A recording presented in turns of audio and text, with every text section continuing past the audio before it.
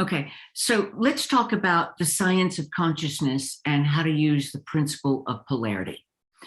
Because I've seen people a lot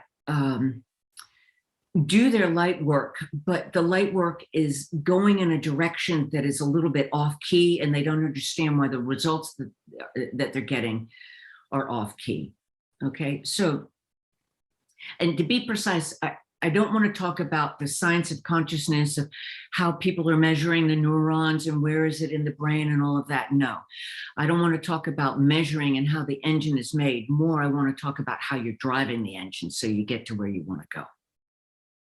Okay, so, and the measurements that you're going to use are the results that you get along the way. And that's how you're going to be able to refine your approach as you go. Now, to talk about it first, I think let's cover some of the basics. And let me give you a quick recap of the 14 principles that I talk about in my book, How to Make the Most of Your Earth Experience, because these principles are in play and you are using them whether you realize it or not. So the more you are aware of their presence, then the more you'll be able to manage the way you're using them. So first things first, all things come from the divine light source. And we've talked about this in the other videos of Big Bang. So everything was created by the mind of the all. It's infinite intelligence that knows all things because it created all things, omniscient wisdom that knows how to manage all things for the highest good of all, and omnipotent, all-powerful, unconditional love that can. Now, the reason I'm using the word, and I always have used the word unconditional love, is because when humans think of unconditional love, you have a tendency to relax into it and say, ah. But it also could be creation force or creation energy or creation love. But I use unconditional love because then it gives your ego intellect the chance to take a look at what pre-prejudices are you putting onto it and what judgments and conditions are you putting onto it. And that automatically, just through the languaging, gives you some insights to how you're directing this life force that is flowing through you. The second thing is, the second principle, divine light is equally everywhere present. Okay, so you're born in it, so it's everywhere. We've talked about this in other videos, but this is something that, since we've been so conditioned to look at the world in terms of separation instead of the unity, or instead of that interconnecting fabric that binds us together, it's important to remember that divine light is equally everywhere present, individuated and manifested into different physical forms. Third, thoughts are things that produce results. Now, they're not an actual thing like an apple or a banana, but if you think of them as a concrete thing that produce results, then you can put more honor on your thoughts and you can become more aware of them. And also a whole lot less tolerant of the thoughts that you don't want running through, instead of submitting or becoming a prison to those old thoughts that hold you back, that say that you're not enough or not good enough or too much or too that. And we've talked about that in other videos. 4, divine light only thinks in the positive. Okay, now I'm not talking about positive vibes or negative vibes. I'm talking about your brain can only think in terms of positive images, and that's the same thing with divine light. So if you think about what you don't want, I don't want to think about bananas. Bananas come to mind. But if I do want to think about apples, then you think about apples and the bananas have already become a memory. I do want to think about a tree. And these come to you easily. This is why divine light only thinks in the positive. And this is why when you are directing your light work, it's very important that you've got a good positive image, or at least a positive sensation that you're wanting to direct divine light to and through to manifest. 5, creation is always in a state of change. So if you yourself or somebody that you're talking to gets into that helpless, hopeless thing, it's because in that particular moment, the human aspect is believing that things are not going to change. And if you remember that creation is always in a state of change, you don't ever have to butt straight up against something, but you can do that Tai Chi move. You accept and build, accept and build. Okay, so creation is always in a state of constant change. 6, any emotion can be transformed into illumination. And this is something that we're going to talk about when I talk about the polarity. So we'll talk about the polarity of the emotions, but I just wanted to fix this as the 6th principle. 7, ask and you shall receive whatever you're willing to receive. So oftentimes we forget to have that positive image of what we want. And so we're asking for something very vague. We want something specific, kind of maybe, and we wonder why everything is a big fat mess. Okay, it's because we never got specific and we weren't willing to receive it. Okay, which brings us to the power principles. And this is number 8. For every want, there's a not want. And here's your polarity. That's part of the polarity that's in action. So I want to have that job, but I don't believe I'm good enough. Okay, so those aren't on direct things, but there's a want and a not want. So I don't want to put myself out there and fail. Or I want to ask Giuseppe out on a date, but I don't want to get refused. So that's a want and a not want. They're not on that direct scale, but we got a want and a not want that are fighting it out. So what you need to do, if you're not moving forward like you desire, you need to take a look at what's the not want. And oftentimes that not want is a subconscious thought. And so you have to really be patient with yourself so that and love yourself enough so that it'll come up. And that's one of the things that the basic activation meditation is designed to do. Number 9, focused thoughts create clear results. And we talked about that in terms of divine light thinks in the positive, but it's a power principle because it is a lifetime of learning to refine how you want to direct your thoughts and how to get clearer on it. Because getting clearer means also letting go of what you think you know so that it can rise up what you know you know. It also means allowing yourself to not be so attached to what you've already known and be open and curious about what you can still discover. So this is why I said it as a separate one under a power principle of focused thoughts create clear results. Okay, power principle number 10, knowledge comes from how and where you place your attention. So divine light flows where your attention goes and it manifests where your intention stays focused. That's very important to remember. Number 11, the power of asking the right question. And this is when you're speaking to your divine soul knowing. Now, part of the power of asking the right question is recognizing that sometimes what you want to know, you don't even know what question to ask. So in that case, take a moment to relax into it. You've done the basic activation meditation. You let go of what you think you know. Divine light is flowing. And you just ask your divine soul knowing, tell me the question to ask to take me to the next level. And then that question will come to you. Okay, so the power of asking the right question.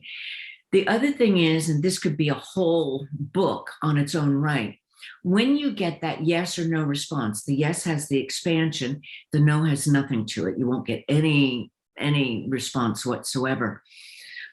If you're not getting strong yeses, take a moment to say, am I even asking the right questions? And if you get a huge yes, then keep going. If you don't get a yes, it's like, okay, I'm kind of going around the mulberry bush or going around my knees to get to my elbow. So just remember the power of asking the right question. Number 12, pain comes from resistance. Okay, and this is again, when you resist something that's coming at you, when you resist a new idea, when you resist an old emotion that wants to come up and be transformed, but you resist it, that's going to create more pain. So the more you're able to just say, okay, let me just relax into this the best of my ability. I'm going to let divine light, infinite intelligence, omniscient wisdom, and omnipotent unconditional love flow through this. And I'm going to learn to cohabitate right now with this pain. I'm not going to resist it. I'm not going to celebrate it. I'm not going to do anything with it. I'm just going to coexist with it. And I'm going to let the light do the work. And what I'd like is emotional freedom. Okay, so now you're asking and directing it. However emotional freedom would look like to you, you picture what emotional freedom is. So even as you're feeling the pain, you focus on the emotional freedom. Okay, and then you'll naturally, organically go in that direction. Number 13, giving and receiving is a two-way street. Okay, so sometimes people are afraid to receive because they want to give and like so that, they're not in debt and all of that. Well, that's not even receiving. Sometimes the receiving is the actual giving. And sometimes the giving is the actual receiving. So just remember that giving and receiving is a two-way street. So this is between you and the world. It's with you in negotiations, but also is between you and your divine soul knowing. Giving and receiving is a two-way street. And number 14, and this is the hardest one of all, and it's key. Let divine light vibrations do the work. So once you've directed it, once you've focused in which direction you want it to go, really let go and let divine light, infinite intelligence, omniscient wisdom, omnipotent unconditional love, let divine light do the work. And then you will be guided to what concrete action you, your human self, needs to do to put this in motion. Okay, so that is like a very quick recap. If you want to know more or exercises, et cetera, how to make the most of your earth experience, it's on Amazon. Go check it out. Or bookmark this video and you could just keep coming back to this. Okay, now let's talk about how do we use all of this with the principle of polarity, because with so much going on, you could see this in play on a big political scale. We've got the conflict with Ukraine and Russia. We've got China doing its own kind of maneuverings over there where they've got, anyway, that's a whole thing. Go check your news sources on that. That is in the collective consciousness right now. And then we just had the recent congressional hearings on the UFO, UAP disclosure. And so that certainly has created a lot of movement within the collective consciousness. And so we've got a lot of yes, no's going on. We've got a lot of polarity, people wanting peace, people wanting more, people wanting to ignore the UFOs, people wanting to acknowledge them, people that think it's one thing, people think it's another, people that this. We've got a lot of polarity going on in the world. Okay, now the thing to remember with all of this polarity is that we still have the entanglement of the unity of all of us together, and divine light is equally everywhere present. Okay, so wherever you are, you want to take a look at directing light along that vibrational scale. So let me give you just a couple of quick examples. Everything is vibrational. I think you remember that from your high school science. And if you don't remember from your high school science, just for right now, just work off that premise and then you could go check out, call a science teacher somewhere. So it has to be vibrational of the same kind. So we've got cold and hot. This is a temperature vibrational scale. At what point, now cold is very, very different than hot. So the question is at what point does cold become warm, cool, warm, hot? Well, it depends on where you are and where you're looking from. It's all relative. Okay, or let's look at dark and light. Well, at which point does pitch black become blinding light? Well, it all depends on what your eyes are able to see. Again, it all depends on your perspective and point of view. But you're not going to use the principle of polarity to turn cold into light, because they're just two different things. They work on two different fields of consciousness, or two different fields of materialization. Okay, so let's look at the human battle with emotions and our conditioning and this principle of polarity. The common prevailing thing, and this came from Leo Buscaglia, I think is how you pronounce his name, in the 70s. It's one of the very first big books I read, was Love is Letting Go of Fear. And his premise is that you're either in love or you're in a state of fear. But the problem with this, I think it was very good at its time because it was very revolutionary. The problem with locking yourself into that is you're on two different vibrational scales. Okay, so what you want to take a look at is fear. The opposite of fear is courage. So it's the fear to love and be loved and the courage to love and be loved. So fear and courage, and somewhere along that is peace. Because if you don't have peace, you're not even going to let go of the fear. Okay, so fear and courage. So the fear of asking for that job, the courage of doing the resume and sending it out and doing a follow-up call. The fear of asking Giuseppe out on a date, the courage of doing it and not even worrying about what would happen. Okay? The opposite of love is hate. And this is why in all of the great romance stories, it's a thin line between the two because they're on the same vibrational scale. And then you could look at all of those things of hate and love, disrespect, respect, intolerance, tolerance. These are all different degrees of this vibrational scale of hate and love. We have greed and generosity. So if you're doing your light work about greedy corporations, for example, then what you want to do is not smash the greedy corporations. They're only going to fight back, but you want to instill the spirit of generosity and dignity and the flowering of that. And you could do that without even losing that whole financial module, but things will disperse differently. Okay, so you want to do this on a step-by-step basis. Okay, hesitant, decisive, conquer, collaboration, spiteful, helpful, war, peace, closed-minded, open-minded. You see? So whatever emotion you're taking a look at, or whatever emotion in you that you want to transform, divine light only thinks in the positive. The more specific you can be, better. Think in terms of that positive image. You take a look at what that emotion is, and even if you need to get a dictionary out to figure out what's the polar opposite of it, look for the polar opposite so that you're staying on that vibrational scale, and the light work that you do will go so much easier and it'll flow easier. I've seen in writing tools for creating characters in the writer's world. So if you have any access to that world, you can get a list of what those emotions from the one end of the scale to the other end of the scale. Okay, so let's put this into a very concrete action plan for you so that it all makes sense. First, take a look at what you want that's different in your life.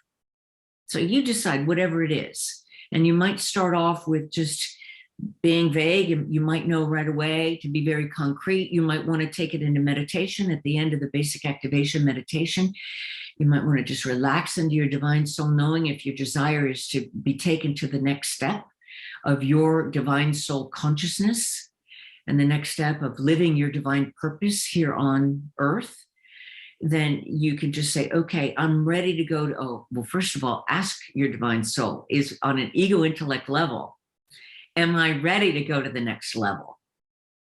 And if you get a no, then ask to become ready to be ready to go to the next level. Okay. It's just a little bit of refinement there. And in the comments, you could tell me what principle did I just put into action right there for you. But if you do get a yes on that you're ready, then ask your divine soul, what would that next level look like? But first, you got to let go of what you think you know, because it's not going to fit into the old bucket or the old paradigm of your past conditioning. So you let go of what you think you know, you let go of any idea that no longer serves you, transformation into illumination, and then ask your divine soul, show me what that would look like. And then just sit back and enjoy the sensations. If there's a slideshow that's put on you, pay attention to where your thoughts are flowing. Are you wanting to deviate, or are you actually getting a good vision? Okay, so this is the process. But once you know what it is that you want differently in your life, really feel into your emotional body of why do you want that? Because you're asking yourself to step outside of your comfort zone. So if you know why you want that, and it's something that's got real emotional weight to it, then you will lean into that. And we've talked about this in other videos. You will lean into that, and you'll put it into also concrete action.